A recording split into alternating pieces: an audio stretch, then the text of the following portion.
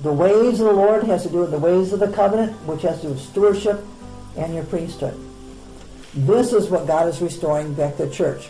He's giving them eyes to see, a heart to perceive, and ears to hear. Okay, so that they will now know what are the ways of the Lord. The ways of the Lord is covenant. Covenant. You can't divorce the blood from the covenant.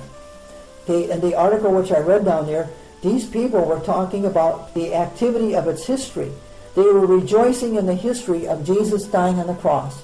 And then they were extrapolating from that of all the benefits that they could get. The benefits, healing and deliverance, miracles.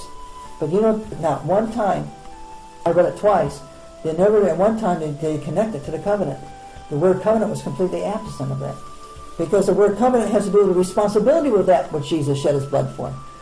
I remember there's this particular song which I really liked and when I was going to the Presbyterian church, maybe when I was raised there, the old rugged cross, and I liked it. It's a nice song. The thing of it is that they sang about the cross, but they weren't in covenant. And this is what happened to the Jews there up to the time of Jesus' ministry. They romanticized Moses, but they weren't in covenant of Moses. They talked all about Moses, and that's what the Pharisees always compete about. We are Moses' disciples, but you are his disciple. Now we know God spoke to Moses, but this guy over here, we don't know about him. Right? Because Jesus looked just like anybody else. But the thing is that their ears were dull in hearing. They couldn't hear the voice of God, the voice of God's grace through Jesus' lips. So I put a verse there in the Luke. It says, Jesus says, take and drink all of it. This is the blood of the testament which is shed for you.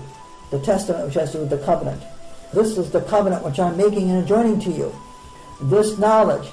If you separate the blood from the covenant, okay, then what you're doing is that you're taking the knowledge and everything that I've done, okay, and you're not working with it. There's no regeneration, no renewing the mind. Okay? In other words, you're an unconverted believer. The knowledge that you're receiving is to bring to these people that are still sitting in darkness saying, God, I'm here, I want to do your will. So God is shaking pulpits, God is shaking foundations, he's preparing them. The reason why he's shaking is so that I want to get you out of there. When an earthquake takes place, people run outside. And so when God is shaking foundations and shaking pulpits, he's saying, get out, come out from among them. Because if you stay in there, you're going to be destroyed with it, the system. And we see that in the book of Revelation, that Babylon will be destroyed.